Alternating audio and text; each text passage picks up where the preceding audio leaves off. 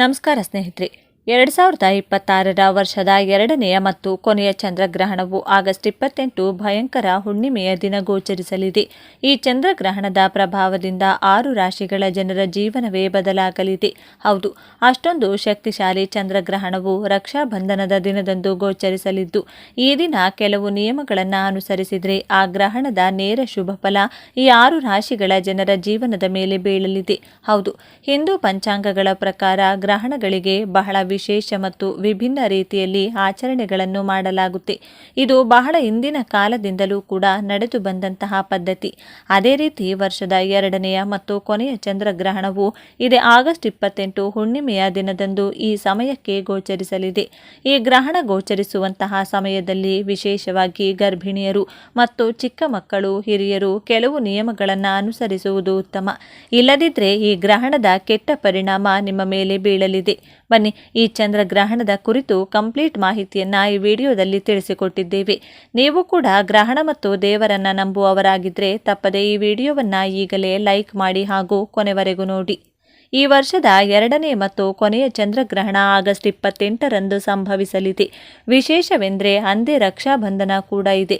ರಕ್ಷಾಬಂಧನದ ದಿನವೇ ಚಂದ್ರಗ್ರಹಣ ಬಂದಿರುವುದು ಶುಭವೋ ಅಶುಭವೋ ಎಂಬ ಚರ್ಚೆ ಕೂಡ ಈಗಾಗಲೇ ಆರಂಭವಾಗಿದೆ. ಗ್ರಹಣ ಸಮಯ ಜ್ಯೋತಿಷ್ಯ ಶಾಸ್ತ್ರದ ಪ್ರಕಾರ ಬೆಳಿಗ್ಗೆ 8:04ಕ್ಕೆ ಗ್ರಹಣ ಆರಂಭವಾಗಲಿದೆ. ಬೆಳಿಗ್ಗೆ 11:22ಕ್ಕೆ ಗ್ರಹಣ ಕೊನೆಗೊಳ್ಳಲಿದೆ. ಗ್ರಹಣದ ಮಧ್ಯದ ಅವಧಿ ಬೆಳಿಗ್ಗೆ 9:43. ಗ್ರಹಣದ ಒಟ್ಟು ಅವಧಿ 3 ಗಂಟೆ 18 ನಿಮಿಷವಾಗಿರಲಿದೆ. ಗ್ರಹಣ ಗೋಚರ ಎಲ್ಲಿ ಆಗಲಿದೆ? ಭಾರತದಲ್ಲಿ ಚಂದ್ರಗ್ರಹಣ ಕಾಣಿಸುವುದಿಲ್ಲ. ನೈಋತ್ಯ ಏಷ್ಯಾ ಅಂದರೆ Pakistan, Iran, Saudi Arabia, America, Europe, Africa ಮತ್ತು ಪೆಸಿಫಿಕ್ ಮಹಾಸಾಗರ ಪ್ರದೇಶದಲ್ಲಿ ಚಂದ್ರಗ್ರಹಣ ಕಾಣಿಸಲಿದೆ. ಈ ಚಂದ್ರಗ್ರಹಣವು ಭಾರತದಲ್ಲಿ ಗೋಚರಿಸುವುದಿಲ್ಲ. ಹಾಗಾಗಿ ಭಾರತದಲ್ಲಿ ಗ್ರಹಣದ ಸೂತಕದ ವಿಚಾರ ಇರುವುದಿಲ್ಲ. ದೇವಸ್ಥಾನಗಳಲ್ಲಿ ಪೂಜೆ ಆರತಿಯಲ್ಲಿ ಯಾವುದೇ ಬದಲಾವಣೆ ಇರುವುದಿಲ್ಲ. ದೇವಸ್ಥಾನಗಳು ಎಂದಿನಂತೆ ತೆರೆದಿರಲಿವೆ. ಆದರೂ ಜ್ಯೋತಿಷ್ಯದಲ್ಲಿ ಇದರ ಪ್ರಭಾವವನ್ನು ವಿಶೇಷವಾಗಿ ಪರಿಗಣಿಸಲಾಗುತ್ತದೆ. ಯಾವ ರಾಶಿಯ ಮೇಲೆ ಗ್ರಹಣ ಪ್ರಭಾವ? ಈ ಚಂದ್ರಗ್ರಹಣವು ಶನಿಯ ಅಧಿಪತ್ಯದ ಕುಂಭರಾಶಿ ಹಾಗೂ ರಾಹುವಿನ ಅಧಿಪತ್ಯದ ಶತಭಿಷ ನಕ್ಷತ್ರದಲ್ಲಿ ಸಂಭವಿಸಲಿದೆ. ಜ್ಯೋತಿಷ್ಯ ಶಾಸ್ತ್ರದ ಪ್ರಕಾರ ಗ್ರಹಣದಲ್ಲಿ ಶನಿ ಹಾಗೂ ರಾಹುವಿನ ಪ್ರಭಾವ ಇದೆ. ಹಾಗಾಗಿ ಇದು ಕೆಲವು ರಾಶಿಯವರಿಗೆ ಸವಾಲಿನ ಸನ್ನಿವೇಶ ಸೃಷ್ಟಿಸಬಹುದು ಎಂದು ಜ್ಯೋತಿಷ್ಯದಲ್ಲಿ ಹೇಳಲಾಗಿದೆ. ಈ ಸಲದ ಚಂದ್ರಗ್ರಹಣವು ಕೆಲವು ರಾಶಿಯವರ ಮೇಲೆ ಪರಿಣಾಮವನ್ನು ಬೀರಲಿದೆ ಎನ್ನುತ್ತದೆ ಜ್ಯೋತಿಷ್ಯ ಶಾಸ್ತ್ರ. ಆ ರಾಶಿಗಳು ಯಾವುವು? ವೃಷಭ ರಾಶಿ. ಚಂದ್ರಗ್ರಹಣದ ಪರಿಣಾಮ ವೃಷಭ ರಾಶಿಗೆ ಬೀಳಲಿದೆ. ಈ ರಾಶಿಯವರು ವಿಶೇಷವಾಗಿ ಮಾತುಕತೆ ಮತ್ತು ಹಣಕಾಸು ವಿಷಯದಲ್ಲಿ ಜಾಗರೂಕರಾಗಿರಬೇಕು. ಜಗಳ ವಿವಾದಗಳಿಗೆ ಹೋಗಲೇಬಾರದು. ಸಿಟ್ಟು, ಕೋಪ, ತಾಪಗಳನ್ನು ನಿಯಂತ್ರಣದಲ್ಲಿಟ್ಟುಕೊಳ್ಳಬೇಕು. ಹಣ ಸಾಲ ನೀಡುವ ಮೊದಲು 10 ಸಲ ಯೋಚನೆ ಮಾಡಿ. ಆತುರಕ್ಕೆ ಬಿದ್ದು ಮಾತಾಡುವ ಅನಾಹುತ ಮಾಡಿಕೊಳ್ಳಲೇಬೇಡಿ. ಹಣಕಾಸು ವಿಷಯದಲ್ಲಿನ ನಿಮ್ಮ ನಿರ್ಧಾರದಿಂದಾಗಿ ಸಂಬಂಧಗಳಲ್ಲಿ ಬಿರುಕು ಸೃಷ್ಟಿಸಬಹುದು. ನಿಮ್ಮನ್ನು ಹಣಕಾಸು ಸಂಕಷ್ಟಕ್ಕೂ ತಳ್ಳಬಹುದು. ಕರ್ಕ ರಾಶಿ. ಇದು ಚಂದ್ರ ಕರ್ಕಾಟಕ ರಾಶಿಯ ಒಡೆಯ. ಜ್ಯೋತಿಷ್ಯ ಶಾಸ್ತ್ರದ ಪ್ರಕಾರ ಕರ್ಕ ರಾಶಿಯವರ ಮೇಲೆ ಗ್ರಹಣ ಪರಿಣಾಮ ಬೀರಲಿದೆ. ಚಂದ್ರಗ್ರಹಣದ ಅವಧಿಯಲ್ಲಿ ಅನಗತ್ಯ ಆತಂಕಕ್ಕೆ ಅವಕಾಶ ಕೊಡಬೇಡಿ. ಒತ್ತಡ ಬೇಡವೇ ಬೇಡ. ಕುಟುಂಬ ಪರಿವಾರದ ಜೊತೆ ನಿಯಮಿತವಾಗಿ ಮಾತನಾಡುತ್ತೀರಿ. ಸಾಕಷ್ಟು ವಿಶ್ರಾಂತಿಗೆ ಮೊದಲ ಆದ್ಯತೆ ನೀಡಿ. ಸಿಂಹರಾಶಿ. ಸೂರ್ಯದೇವ ಸಿಂಹರಾಶಿಗೆ ಒಡೆಯ. ಸೂರ್ಯ ಮತ್ತು ಚಂದ್ರನಿಗೆ ಪರಸ್ಪರ ಸಂಬಂಧ ಇದೆ. ಸಿಂಹರಾಶಿಯವರು ಗ್ರಹಣ ಸಂದರ್ಭದಲ್ಲಿ ಆಕ್ರಮಣ ಪ್ರವೃತ್ತಿ ತೋರಿಸಬಾರದು. ಹಿರಿಯರ ಜೊತೆ ಅನಗತ್ಯವಾದ ಬೇಡ. ಎಲ್ಲರ ಜೊತೆ ಶಾಂತಚಿತ್ತದಿಂದ ವ್ಯವಹರಿಸಿ. ಯಾವುದೇ ಹೇಳಿಕೆ ನೀಡುವ ಮೊದಲು 10 ಸಲ ಯೋಚನೆ ಮಾಡಿ. ವೃಶ್ಚಿಕ ರಾಶಿ.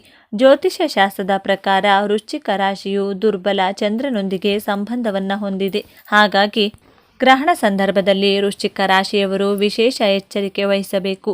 ಹಣಕಾಸು, ಕೌಟುಂಬಿಕ ವಿಚಾರಗಳಲ್ಲಿ ಮತ್ತು ವಿಶ್ವಾಸದ ವಿಚಾರಗಳಲ್ಲಿ ವಿಶೇಷ ಎಚ್ಚರಿಕೆ ವಹಿಸಲೇಬೇಕು. ಪ್ರಮುಖ ಹಣಕಾಸು ನಿರ್ಧಾರ ಕೈಗೊಳ್ಳಬೇಡಿ. ಸುಮ್ಮನೆ ಯಾರನ್ನೂ ನಂಬಬೇಡಿ. ಗ್ರಹಚಾರ ಕಡಿಮೆಯಾಗಬೇಕಾದರೆ ಗ್ರಹಣ ಸಂದರ್ಭದಲ್ಲಿ ಶಿವನ ಆರಾಧನೆ ಮುಖ್ಯ ಎನ್ನುತ್ತದೆ ಜ್ಯೋತಿಷ್ಯ ಶಾಸ್ತ್ರ. ತಾಯಿಯ ಮಾತು ಕೇಳಿ ಅವರಿಗೆ ಹೆಚ್ಚಿನ ಗೌರವ ನೀಡಿ ಎನ್ನುತ್ತದೆ ಶಾಸ್ತ್ರ. ನಿಮ್ಮ ಜಾತಕದಲ್ಲಿ ಚಂದ್ರ ದುರ್ಬಲವಾಗಿದ್ದರೆ ಬಿಳಿ ವಸ್ತುಗಳನ್ನು ದಾನವಾಗಿ ನೀಡಬಹುದು. ಚಂದ್ರನ ಕುರಿತ ಮಂತ್ರ ಪಠಿಸಿ. ಸಾಧ್ಯವಾದಷ್ಟು ಶಾಂತವಾಗಿರುವಂತೆ ಜ್ಯೋತಿಷ್ಯ ಶಾಸ್ತ್ರ ಸಲಹೆ ನೀಡುತ್ತದೆ. ಜ್ಯೋತಿಷ್ಯ ಶಾಸ್ತ್ರದ ಪ್ರಕಾರ 2026 ಆಗಸ್ಟ್ 28ರಂದು ಈ ವರ್ಷದ ಕೊನೆಯ ಚಂದ್ರಗ್ರಹಣವು ಸಂಭವಿಸುವುದು. ಚಂದ್ರಗ್ರಹಣದ ದಿನ ರಾಹು ಮತ್ತು ಚಂದ್ರರು ಒಟ್ಟಾಗಿ ಗ್ರಹಣ ಯೋಗವನ್ನು ನಿರ್ಮಿಸಲಿದ್ದಾರೆ. ಯಾವಾಗ ನಿಮ್ಮ ಜಾತಕದಲ್ಲಿ ರಾಹು ಮತ್ತು ಚಂದ್ರನು ಒಟ್ಟಾಗಿ ಚಲಿಸುವುದು ಆಗ ಗ್ರಹಣ ಯೋಗ ಅಥವಾ ಗ್ರಹಣ ದೋಷ ನಿರ್ಮಾಣಗೊಳ್ಳುವುದು ಎಂದು ಹೇಳಲಾಗುತ್ತದೆ. ಚಂದ್ರನು ಮನಸ್ಸು ಮತ್ತು ಭಾವನೆಗಳನ್ನು ಪ್ರತಿನಿಧಿಸಿದರೆ ರಾಹು ಭಯ ಮತ್ತು ಹಠಾತ್ ಘಟನೆಗಳನ್ನು ಪ್ರತಿನಿಧಿಸುತ್ತದೆ. ಯಾವಾಗ ರಾಹು ಚಂದ್ರರ ಸಂಯೋಗವಾಗುವುದು ಇದರಿಂದಾಗಿ ಕೆಲವು ರಾಶಿಗಳಿಗೆ ಸೇರಿದ ಜನರಿಗೆ ಮಾನಸಿಕ ಸ್ಥಿತಿಯ ಮೇಲೆ ಹೆಚ್ಚಿನ ಪ್ರಭಾವ ಬೀರಲಿದೆ. ಈ ವರ್ಷದ 2ನೇ ಮತ್ತು ಅಂತಿಮ ಚಂದ್ರಗ್ರಹಣದಂದು ಗ್ರಹಣ ಯೋಗದ ನಿರ್ಮಾಣದ ಪ್ರಭಾವವನ್ನು ಎಲ್ಲ 12 ರಾಶಿಗಳಿಗೆ ಸೇರಿದ ಜನರ ಜೀವನದ ಮೇಲೆ ನೋಡಬಹುದು. ಆದರೆ 6 ರಾಶಿಗಳಿಗೆ ಸೇರಿದ ಜನರು ರಾಹು ಚಂದ್ರನಿಂದ ಸೃಷ್ಟಿಯಾಗುವ ಗ್ರಹಣ ಯೋಗದ ನಕಾರಾತ್ಮಕ ಪ್ರಭಾವವನ್ನು ಎದುರಿಸಬೇಕಾಗಿ ಬರಬಹುದು. ಆದ್ದರಿಂದ ಈ ವರ್ಷದ ಕೊನೆಯ ಚಂದ್ರಗ್ರಹಣದಿಂದ ಯಾವ 6 ರಾಶಿಗಳಿಗೆ ಸೇರಿದ ಜನರು ಬಹಳ ಎಚ್ಚರಿಕೆಯಿಂದ ಇರುವುದು ಅವಶ್ಯಕ ಎಂಬುದರ ಬಗ್ಗೆ ಸಂಪೂರ್ಣ ಮಾಹಿತಿಯನ್ನು ಇಲ್ಲಿ ತಿಳಿಯೋಣ. ಮೇಷರಾಶಿ. ಪ್ರೀತಿ ಮತ್ತು ಮಕ್ಕಳ ಮೇಲೆ ನಕಾರಾತ್ಮಕ ಪ್ರಭಾವ ಬೀರುವುದು. ಜ್ಯೋತಿಷ್ಯ ಶಾಸ್ತ್ರದ ಪ್ರಕಾರ ಮೇಷರಾಶಿಯ ಮೇಲೆ ಚಂದ್ರ ಮತ್ತು ರಾಹುವಿನಿಂದ ಸೃಷ್ಟಿಯಾಗಲಿರುವ ಗ್ರಹಣ ಯೋಗದ ಅತ್ಯಂತ ಹೆಚ್ಚಿನ ಪ್ರಭಾವವನ್ನು ನೋಡಬಹುದು. ಈ ಅವಧಿಯಲ್ಲಿ ಮೇಷರಾಶಿಗೆ ಸೇರಿದ ಜನರ ಮಾನಸಿಕ ಸ್ಥಿತಿಯು ಸಾಕಷ್ಟು ಹದಗೆಡುವ ಸಂಭವವಿದೆ. ಹಾಗೆ ಈ ಗ್ರಹಣ ಯೋಗದ ಅಶುಭ ಪ್ರಭಾವದಿಂದಾಗಿ ನಿಮ್ಮ ಪ್ರೀತಿ ಮತ್ತು ಮಕ್ಕಳಿಗೆ ಸಂಬಂಧಿಸಿದಂಥ ಕ್ಷೇತ್ರದಲ್ಲಿ ಹೆಚ್ಚಿನ ನಕಾರಾತ್ಮಕ ಪ್ರಭಾವವನ್ನು ನೀವು ನೋಡಬಹುದು. ಈ ಸಂದರ್ಭದಲ್ಲಿ ಮೇಷರಾಶಿಗೆ ಸೇರಿದ ಜನರು ಧನ ಸಂಬಂಧಿತ ವಿಚಾರಗಳ ಬಗ್ಗೆ ಬಹಳ ಎಚ್ಚರಿಕೆಯಿಂದ ಇರುವುದು ಅವಶ್ಯಕ. ಹಾಗೆ ಈ ಅವಧಿಯಲ್ಲಿ ಮೇಷರಾಶಿಗೆ ಸೇರಿದ ಜನರು ರಾಹು ಚಂದ್ರರ ಅಶುಭ ಪ್ರಭಾವದಿಂದ ದೂರವಿರಲು ತಮ್ಮ ಕೋಪವನ್ನು ನಿಯಂತ್ರಿಸುವುದು ಬಹಳ ಉತ್ತಮ. ಸಿಂಹರಾಶಿ. ನಿಮ್ಮ ವೈವಾಹಿಕ ಜೀವನದ ಮೇಲೆ ಅಶುಭ ಪ್ರಭಾವ ಬೀರುವುದು. ಸಿಂಹರಾಶಿಗೆ ಸೇರಿದ ಜನರು ಗ್ರಹಣ ಯೋಗದ ನಿರ್ಮಾಣದಿಂದಾಗಿ ನಿಮ್ಮ ಆರೋಗ್ಯದಲ್ಲಿ ಸಾಕಷ್ಟು ಏರಿಳಿತವನ್ನು ಹೊಂದುವಿರಿ. ಈ ಅವಧಿಯಲ್ಲಿ ಶಾರೀರಿಕ ಮತ್ತು ಮಾನಸಿಕ ಸ್ಥಿತಿಯ ಮೇಲೆ ರಾಹು ಚಂದ್ರರ ಅಶುಭ ಪ್ರಭಾವವನ್ನು ನೋಡುವುದು. ಈ ಸಂದರ್ಭದಲ್ಲಿ ಸಿಂಹರಾಶಿಗೆ ಸೇರಿದ ಜನರ ವೈವಾಹಿಕ ಜೀವನದಲ್ಲಿಯೂ ಹೆಚ್ಚಿನ ಸಮಸ್ಯೆಗಳು ಎದುರಾಗುವ ಸಂಭವವಿದೆ. ಈ ಸಂದರ್ಭದಲ್ಲಿ ನಿಮ್ಮ ಸಂಗಾತಿಯೊಂದಿಗೆ ಮನಸ್ತಾಪ, ಜಗಳ ಇತ್ಯಾದಿಗಳು ಉಂಟಾಗಬಹುದು. ಜೊತೆಗೆ ಈ ಅವಧಿಯಲ್ಲಿ ನಿಮ್ಮಿಬ್ಬರ ನಡುವೆ ತಪ್ಪು ತಿಳುವಳಿಕೆ ಎದುರಾಗುವ ಸಂಭವ ಕೂಡ ಇರುವುದು. ಹಾಗೆ ನಿಮ್ಮ ಮಾತಿನಲ್ಲಿ ಕಠೋರತೆ ಬರುವ ಸಂಭವವಿದೆ. ಜೊತೆಗೆ ಈ ಅವಧಿಯಲ್ಲಿ ಸಿಂಹರಾಶಿಗೆ ಸೇರಿದ ಜನರ ಮಾತಿನಿಂದಾಗಿ ಇತರರು ದುಃಖಕ್ಕೆ ಒಳಗಾಗುವ ಸಂಭವವಿರುವುದು.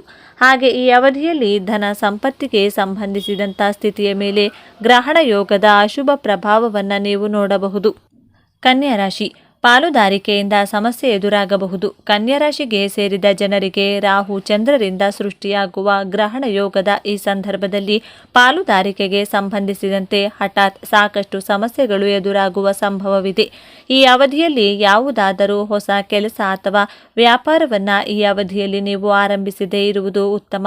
ವ್ಯಾಪಾರ ವ್ಯವಹಾರಕ್ಕೆ ಸಂಬಂಧಿಸಿದಂತೆ ಯಾವುದೇ ರೀತಿಯ ಕಾಗದ ಪತ್ರದಲ್ಲಿ ಸಹಿ ಹಾಕುವ ಮೊದಲು ಬಹಳ ಎಚ್ಚರಿಕೆಯಿಂದ ಇರುವುದು ಅವಶ್ಯಕ. ಈ ಸಂದರ್ಭದಲ್ಲಿ ಕನ್ಯಾ ರಾಶಿಗೆ ಸೇರಿದ ಜನರು ಹೂಡಿಕೆಯನ್ನ ಮಾಡದೇ ಇರುವುದು ಅನುಕೂಲಕರವಾಗಿರುವುದು. ಹಾಗಾಗಿ ಈ ಸಂದರ್ಭದಲ್ಲಿ ಯಾವುದೇ ನಿರ್ಧಾರವನ್ನು ತೆಗೆದುಕೊಳ್ಳುವ ಮೊದಲು ಬಹಳಷ್ಟು ಯೋಚಿಸುವುದು ಲಾಭದಾಯಕವಾಗಿರಲಿದೆ. ಧನುರಾಶಿ. ಈ ಅವಧಿಯಲ್ಲಿ ನಿಮ್ಮ ಗೌರವ, ಖ್ಯಾತಿ ಮತ್ತು ಪ್ರತಿಷ್ಠೆಯ ಮೇಲೆ ನಕಾರಾತ್ಮಕ ಪ್ರಭಾವ ಬೀರಬಹುದು. ಧನುರಾಶಿಗೆ ಸೇರಿದ ಜನರು ಚಂದ್ರಗ್ರಹಣದ ಅಶುಭ ಪ್ರಭಾವದಿಂದಾಗಿ ಈ ಅವಧಿಯಲ್ಲಿ ತಮ್ಮ ಗೌರವ, ಖ್ಯಾತಿ ಹಾಗೂ ಪ್ರತಿಷ್ಠೆಯಲ್ಲಿ ಕೊರತೆಯನ್ನು ಹೊಂದುವ ಸಂಭವವಿದೆ. ಈ ಅವಧಿಯಲ್ಲಿ ಧನುರಾಶಿಗೆ ಸೇರಿದ ಜನರ ಹೆಸರನ್ನು ಯಾರು ಹಾಳು ಮಾಡದಂತೆ ವಿಶೇಷವಾಗಿ ಹೆಚ್ಚಿನ ಗಮನ ನೀಡುವುದು ಅವಶ್ಯಕ. ಈ ಸಂದರ್ಭದಲ್ಲಿ ಧನುರಾಶಿಗೆ ಸೇರಿದ ಜನರು ಅನಗತ್ಯ ಜಗಳ ಅಥವಾ ವಿವಾದಗಳಿಗೆ ಒಳಗಾಗದಂತೆ ಎಚ್ಚರ ವಹಿಸುವುದು ಅವಶ್ಯಕ. ಹಿರಿಯ ಅಧಿಕಾರಿಗಳೊಂದಿಗೆ ಯಾವುದೇ ರೀತಿಯ ವಾದ ವಿವಾದ ಮತ್ತು ಜಗಳಗಳು ಉಂಟಾಗದೇ ಇರುವುದರಿಂದ ಲಾಭವನ್ನು ಗಳಿಸಬಹುದು. ಈ ಅವಧಿಯಲ್ಲಿ ಹಣಕಾಸಿಗೆ ಸಂಬಂಧಿಸಿದ ವಿಚಾರಗಳ ಬಗ್ಗೆ ನೀವು ಬಹಳಷ್ಟು ಎಚ್ಚರಿಕೆಯಿಂದ ಇರುವುದು ಅವಶ್ಯಕ.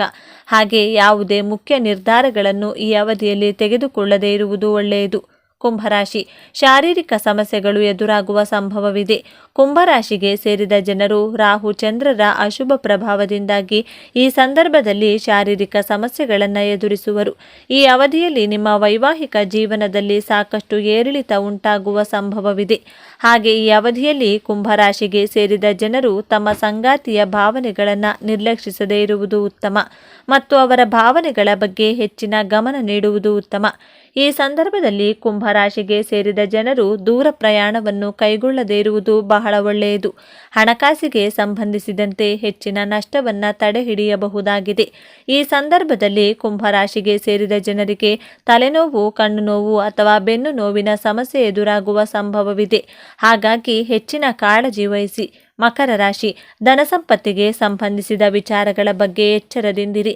ಮಕರ ರಾಶಿಗೆ ಸೇರಿದ ಜನರು ರಾಹು ಚಂದ್ರರ ಅಶುಭ ಪ್ರಭಾವದ ಸಂದರ್ಭದಲ್ಲಿ ಧನಸಂಪತ್ತಿಗೆ ಸಂಬಂಧಿಸಿದಂಥ ವಿಚಾರಗಳ ಬಗ್ಗೆ ಬಹಳ ಎಚ್ಚರಿಕೆಯಿಂದ ಇರುವುದು ಅವಶ್ಯಕ. ಹಾಗೆ ಹಣಕಾಸಿಗೆ ಸಂಬಂಧಿಸಿದಂಥ ಯಾವುದೇ ರೀತಿಯ ಸಮಸ್ಯೆ ಎದುರಾಗದಂತೆ ವಿಶೇಷವಾಗಿ ಕಾಳಜಿ ವಹಿಸಬೇಕಾಗುತ್ತದೆ.